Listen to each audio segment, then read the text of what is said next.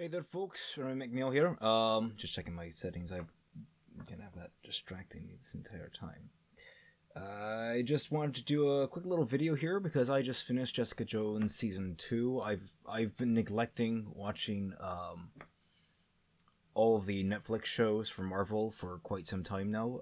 Mostly because I usually watch them with my family, and that's not currently in the cards. Wow, my audio gain looks really low. I'm gonna just turn that up just a bit. Testing. 1, 2, 3. There we go, that should be nice. So yes, I just got done watching season 2 of Jessica Jones because I haven't had time to get around to season 2 of Luke Cage, or season 2 of Iron Fist. I have been caught up on the Marvel Netflix shows before that point. Watched all the way up through the Defenders and all that such. And I gotta say, I really enjoyed season 2 of Jessica Jones. Probably about as much as I enjoyed the first season as well. I'm just gonna give my broad strokes, and then I'm gonna get into spoilers. So the first section of this video is definitely going to be safe for you. Then later on, not. The overall, I was actually really worried about Jessica Jones season 2 because it didn't have David Tennant going into it, and I knew that he had a cameo later on in the season, and I kind of guessed pretty hardcore what that cameo would be, and I wasn't too surprised by what the cameo ended up being. But he was so much of what made season 1 so great, but his absence actually plays into a great strength of this season, where I think a lot of the side characters of the show really got to flourish in a way they didn't get to in the first season. In the first season, characters like Trish and Malcolm kind of, I felt, underutilized. They got somewhat utilized just a little bit, but I felt like they really came into their own this season, especially Malcolm, who ended up becoming probably my favorite character of the show thus far. And really, I think it managed to do that while also keeping Jessica the still very strong character that she was. And I think throughout all of this, she was just absolutely fantastic. I don't know actor names. I should. I'm terrible with them. But the actress that plays Jessica Jones, I've gone, and she's just absolutely felt outstanding. Trish got a lot of focus. I'm not sure how much I like Trish's focus, and I'm not sure how much of that is based upon me personally disliking the subject matter versus me disliking it from a character perspective, because I think it was still very well done. She had a very interesting arc that carried on through the season. I thought that all the elements, the disjointed elements that were introduced early on in the season, really came together at the end, except maybe the Hogarth side story, which only really kind of tied into Malcolm's play and things. And I do kind of look for that kind of universal cohesion that I think Daredevil Season 1 really provided. And I think has been sort of lacking thus far in a lot of the sequel series. Or a lot of the not even the sequel, just the other series. Jessica Jones is probably the only other one that I think the first season of that really matched up in terms of everything, I think, bled towards one coherent point. And I think Season 2 really, I think, kept that. I think there was only really one tether that I think that was kind of like divergent, I would say, from the main plot line, and again, that's Hogarth. A little bit of Malcolm split in there, but overall I think it all really tied together quite nicely. I think the ending was undercut in the right way. I think it really that was a subversive ending in a very good way, and I can tell you this, that one of the nicest things about this is that you're not really sure who the antagonist is in the season. I mean, you know obviously who the antagonist is, but you also kind of don't know who the bad guy is. There are characters that walk this moral gray area, things that happen out of people's control that other people try to make up for, and trying to make up for them, they ultimately fail these people and ultimately wind up doing more damage than good. But their initial goal was from a beneficial viewpoint, and that left a lot of the conflict in the season in a very gray area that I thought was right where Jessica Jones absolutely shines. I mean, in Jessica Jones season 1, Kilgrave was the most black and white antagonist, even if he had a very sympathetic backstory, or I should say a more interesting sympathetic backstory. I think that the new antagonist, who I'm not going to name because that's a major spoiler, or the series of antagonists that you get, are very believable, very understandable, and very much not trying to be the bad guy.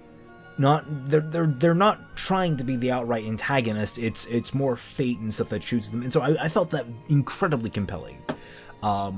There are very few points where I felt myself going kind of, that was weird, or that was stupid. I don't think I ever really had a moment like that, aside from a few of the moments with Trish and Malcolm. Malcolm actually subverted one of them quite beautifully. He's a like I said, fantastic character. I loved him all the way through. Trish was the one that was most frustrating to watch this entire time. Even her mother was a little easier to watch. So overall, I highly recommend Season 2. I actually very much enjoyed it in comparison to 1. Admittedly, I am coming off the high because I literally just finished watching it like 5 minutes ago. But I enjoyed it. I would like to hear your thoughts on it down below. And from this point on, anyone that does not want spoilers,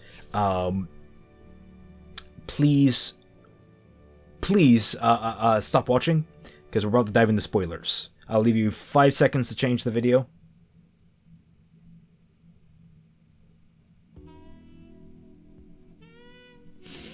Okay, so a lot of crazy shit happened in this season. Learning that Jessica's mother was alive and she ends up being the main antagonist, I thought was a very compelling plot point to really draw the viewer in, and it made a lot of sense from how the structure of her backstory worked. Learning about the different people from the clinic.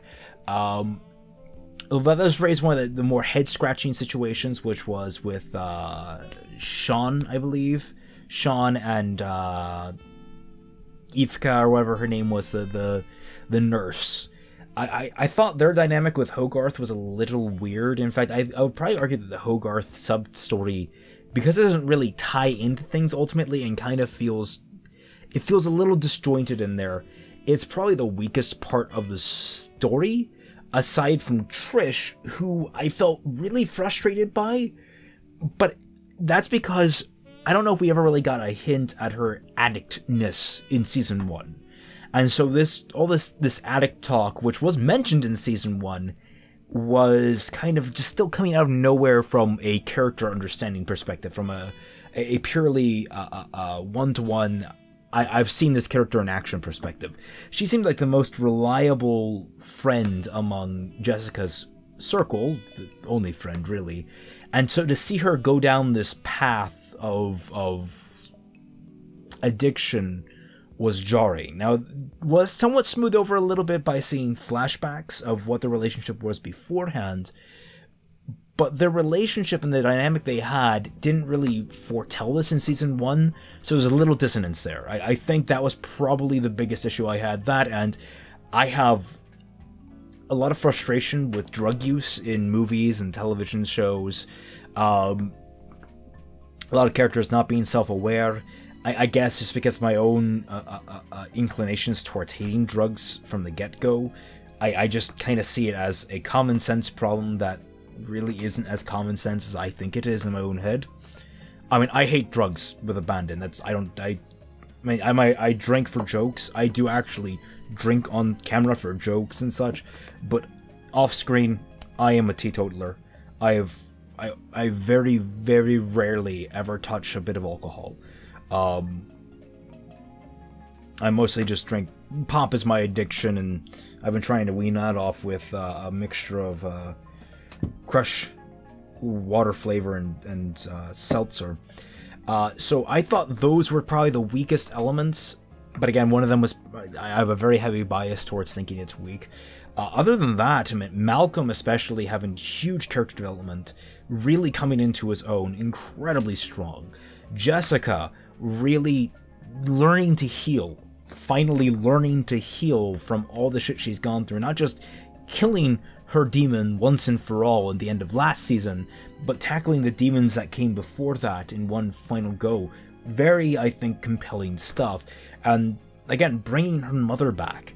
this mother that is only in partial control of her own rage. Got to kind of a Banner Hulk situation going on there with her just kind of blacking out into this insane killer, especially when her family and lover is threatened.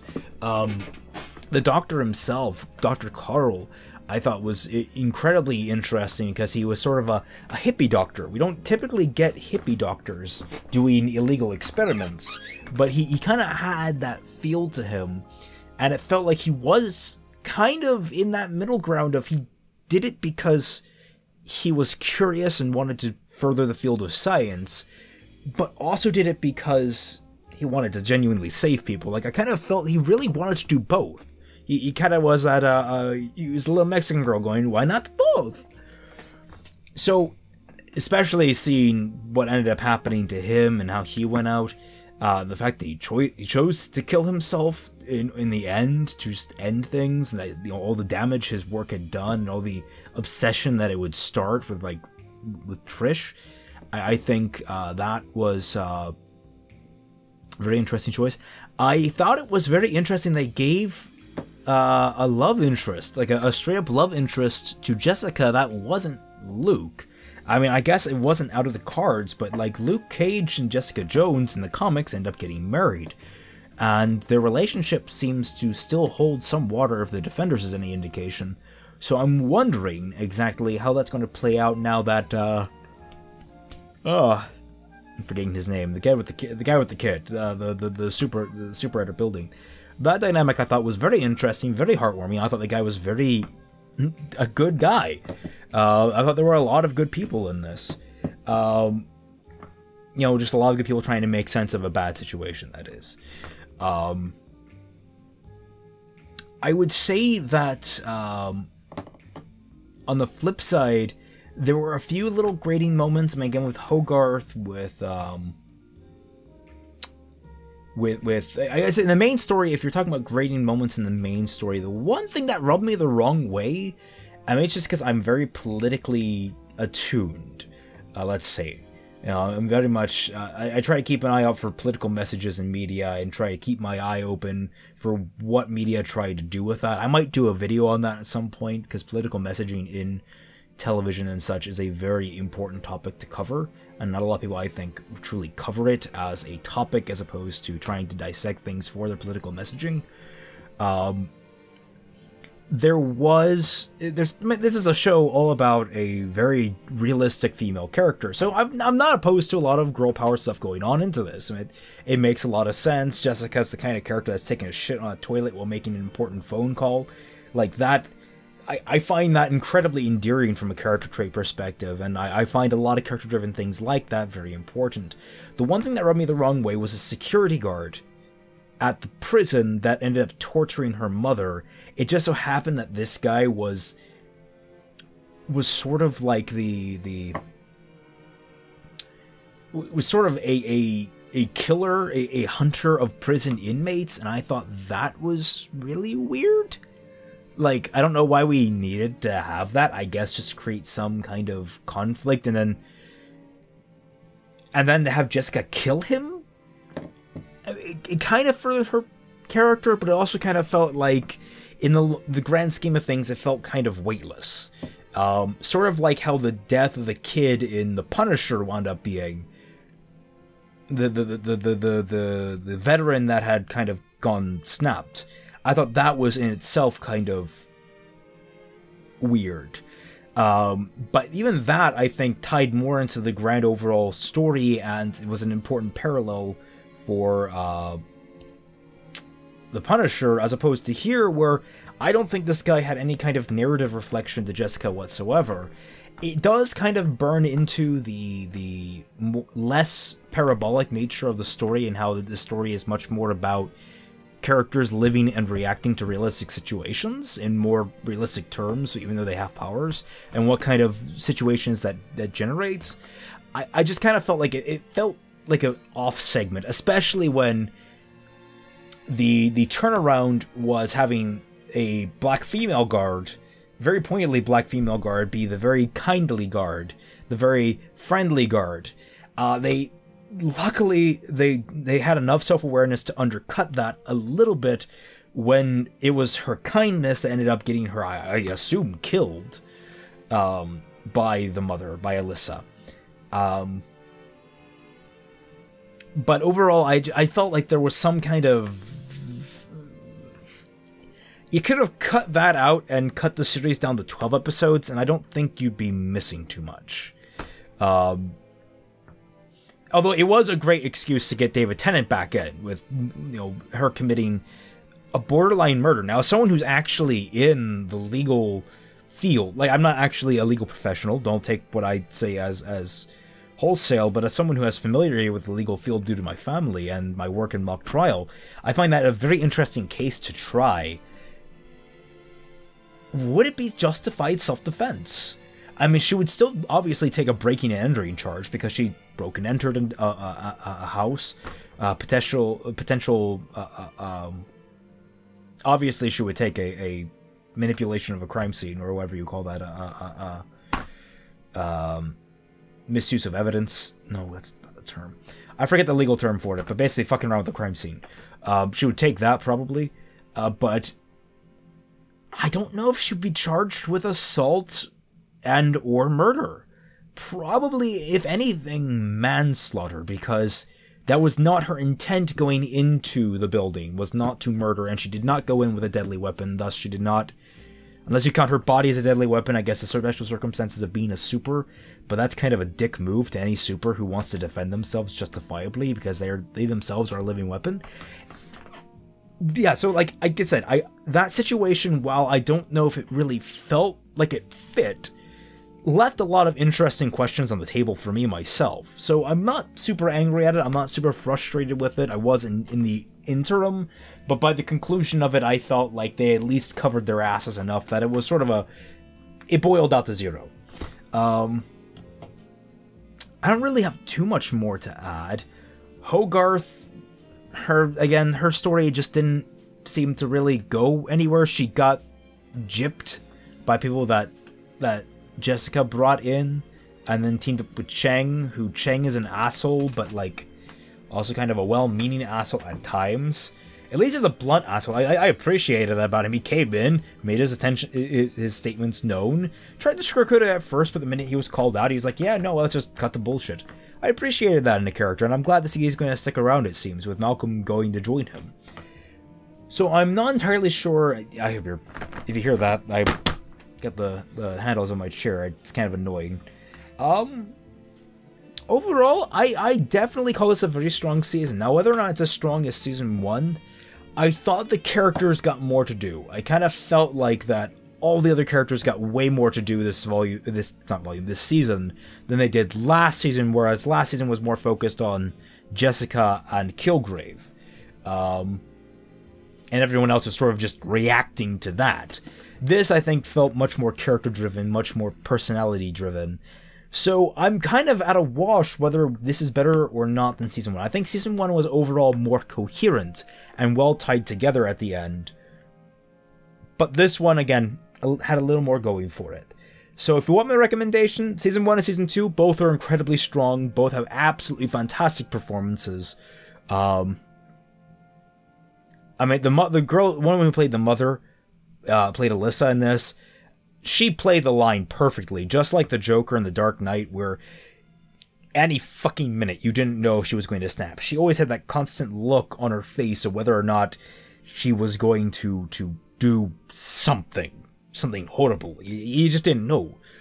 So, yeah, absolutely, fantastic performances overall, very good story, very strong overall narrative.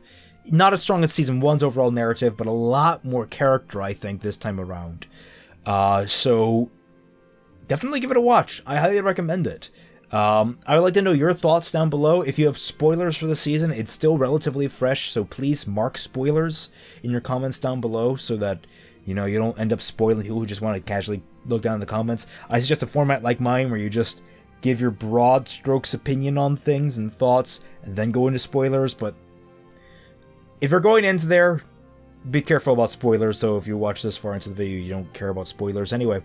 Thank you all so much for watching. I can't wait to hear from all of you.